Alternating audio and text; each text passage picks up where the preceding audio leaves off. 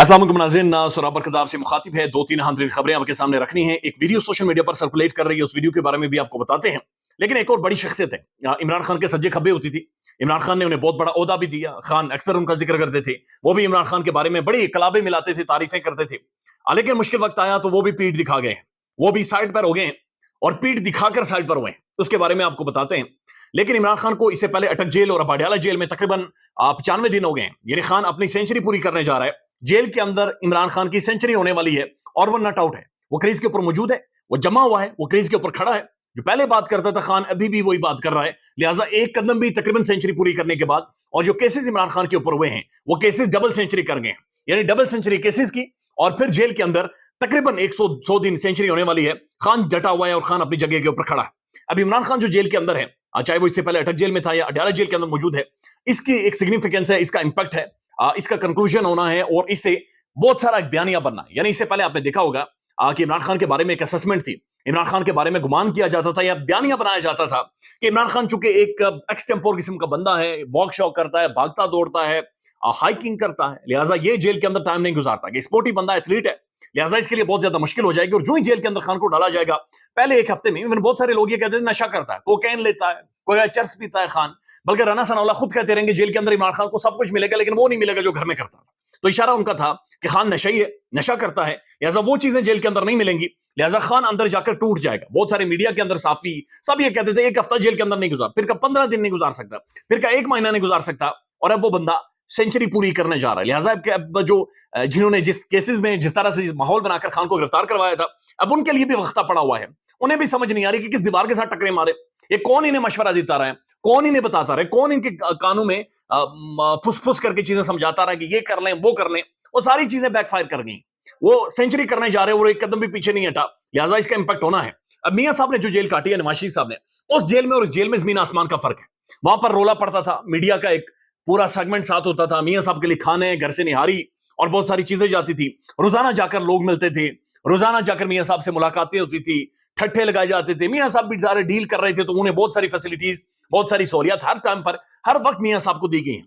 इसमें कोई दो राय नहीं है कि मियां नवाज शरीफ साहब जितना सिस्टम को अंडरस्टैंड करते हैं और जिस तरह से सिस्टम के साथ उनके भाई या मियां साहब या शरीफ खानदान एक डील किसी ना किसी भी माहौल में एक डील बनाने में ये कामयाब हो जाते हैं, इतना शायद कोई भी पाकिस्तानी सिस्टम को उस तरह से नहीं समझा। लिहाजा इमरान खान के लिए बड़ी मुश्किल जेल है और मुश्किल टाइम है जो खान के ऊपर है। लेकिन साकिब बशीर साहब जो one of the prominent journalist हैं, कोर्ट रिपोर्टर हैं, वो कह रहे हैं, उन्होंने एक इंटरव्यू दिया है और वो कह रहे हैं कि हमारे जराए हमें बताते हैं कि इमरान खान की सिर्फ एक शिकायत है कि मुझे एक्सरसाइज की मशीन नहीं दी जाती, मुझे एक्सरसाइज करने के लिए मशीन अवेलेबल नहीं है। इसके अलावा मैं अडयाला जेल के अंदर भी एडजस्ट कर गया हूं। यानी वो कह रहा है अडयाला जेल के अंदर भी मुझे कोई मसला नहीं है, मैं एडजस्ट कर गया हूं, रूटीन्स ठीक है, मामला ठीक है, मैं अपने रिदम के साथ यानी अपनी जिंदगी जी रहा हूं। तो कि बहुत सारी किताबें भी उन्हें प्रोवाइड नहीं की जा रही और बड़ा मुश्किल माहौल है जो कि अडयाला जेल के अंदर मौजूद है, बट खान वहां पर बताया जा रहा है कि अब एडजस्ट हो गया है। अब एक बड़ी खबर आज शाम को सामने आई और खबर यह थी कि असद उमर साहब ने आज जो तहरीक इंसाफ की बुनियादी रुकनीत थी उससे भी इस्तीफा दे दिया। यानी असद उमर साहब ने इससे पहले ओहदे छोड़े थे तहरीक इंसाफ की और ओहदे छोड़ते हुए उन्होंने काशिफ अब्बासी साहब को एक इंटरव्यू दिया था और उस इंटरव्यू के अंदर उन्होंने इशारे कनायों में यह बातचीत की थी कि खान पार्टी छोड़ दे, खान पीछे चला जाए और ये पार्टी किसी के हवाले की जाए। उसके बाद हमने देखा कि जाहिर है एक जो रिएक्शन आया अवाम में भी, मीडिया में भी सवालात थे और जिस तरह से पाकिस्तानी अवाम साथ खड़ी होकर जिस तरह खान मजबूती से खड़े रहा तो उससे भी पैगाम मिले बहुत सारे। लेकिन अब असद उमर ने तहरीक इंसाफ भी छोड़ दी है और सियासत भी छोड़ दी है। उन्होंने ट्वीट किया है, वो आपके सामने रख देते हैं। असद उमर साहब लिखते हैं, एक दहाई से ज्यादा अवामी जिंदगी के बाद मैंने सियासत को मुकम्मल तौर पर छोड़ने का फैसला किया। अब ये जो लोग मुकम्मल तौर पर सियासत छोड़ते हैं, ये क्यों सियासत छोड़ते हैं? यानी सियासत में जब आप होते हैं वजीर भी बनते हैं, आप मुशीर भी बनते हैं, आप कौमी असम्बली का हिस्सा होते हैं, गाड़ियां आपके पीछे होती हैं, सायरन बज रहे होते हैं, आपके लिए रास्ते खोले जाते हैं, आपकी फैमिलीज को एक लेविश माहौल में या प्रोटोकॉल में शॉपिंगें करवाई जाती हैं, आप बैरून मुल्क के दौरे कर सकते हैं। लिहाजा ये सियासत क्यों छोड़ रहे हैं? सियासत इसलिए छोड़ रहे हैं कि इनके सामने 2-3 ऑप्शन होते हैं। एक ऑप्शन ये होता है कि आप इमरान खान के खिलाफ चले जाएं और जहांगीर खान तरीन की पार्टी ज्वाइन कर लें, जेकेटी ज्वाइन कर लें। और दूसरा ऑप्शन ये खुद ही ये महसूस करते हैं कि जेकेटी को अगर ज्वाइन किया तो अवाम ने हमें मिसाल बना देना है, लिहाजा उसे बेहतर सियासत ही छोड़ दो, यानी सब कुछ छोड़कर बिल्कुल साइड लाइन पर हो जाओ। क्योंकि इमरान खान अक्सर ये कहा करते थे कि जो लोटे हैं बहुत सारे, उनका मुस्तकबिल नहीं है। लेकिन हम देख रहे हैं कि इमरान खान साहब के जो 7 बंदे खड़े थे, चाहे दबाव में आकर उन्होंने पार्टी छोड़ी है, उनका भी सियासी मुस्तकबिल खत्म हो गया, उनकी भी सियासत तकरीबन दफन हो गई। हमने इससे पहले देखा है माजी में कि बहुत सारे लोटे, बल्कि उनके बारे में ये कहा गया, रिपोर्ट हुआ कि वो फोतियों पर जाते हैं तो जिस घर में फोतगी हुई होती है वो फैमिली उन्हें उठा लेती है कि जरा इस लोटे को उठाओ, जनाजा बाद में उठेगा, पहले ये लोटा उठेगा। یہ لوٹا یہاں پر نہیں رہ سکتا اور لوٹوں کو پھر جانا پڑتا ہے. اس کے بعد اسد عمر صاحب لکھتے ہیں جیسا کہ میں پہلے بھی عوامی سطح پر کہہ چکا ہوں کہ میں ریاستی اداروں کے ساتھ تصادم کی پالیسی سے متفق نہیں، اور ایسی پالیسی ریاستی اداروں کے ساتھ شدید ٹکراؤ کا باعث بنی ہے جو کہ ملک کے مفاد میں نہیں ہے. اب یہ انہوں نے ایک دفعہ پھر الزام لگا دیا ہے خان کے اوپر، اور ایک ایسا تاثر دیا ہے کہ جیسے عمران خان کی پالیسی تھی کہ انہوں نے ریاستی اداروں کے ساتھ ٹکرانا ہے. کسی بھی ملک میں یا ریاستی اداروں کے ساتھ کوئی بھی نہیں ٹکرا سکتا، اور ہم نے خود عمران خان صاحب کو مختلف مقامات کے اوپر یہ بات چیت کہتے ہوئے سنا ہے کہ مضبوط فوج ہی مضبوط ملک کی ضمانت ہے، مضبوط ملک کی ضامن ہے. لیکن اسد عمر صاحب یہ کہہ رہے ہیں کہ جو ریاستی اداروں کے ساتھ ٹکراؤ کی پالیسی تھی، میں اس پالیسی کے ساتھ نہیں چل سکتا، اور وہی پالیسی ٹکراؤ کا سبب بنی ہے. پی ٹی آئی کی بنیادی رکنیت سے استعفیٰ دے رہا ہوں. میں ان تمام لوگوں کا شکر گزار ہوں جنہوں نے عوامی زندگی میں میرا ساتھ دیا. خاص طور پر میں NA 54 کے تمام اور ووٹرز کا شکریہ ادا کرنا چاہتا ہوں جنہوں نے مجھے ووٹ دے کر منتخب کیا.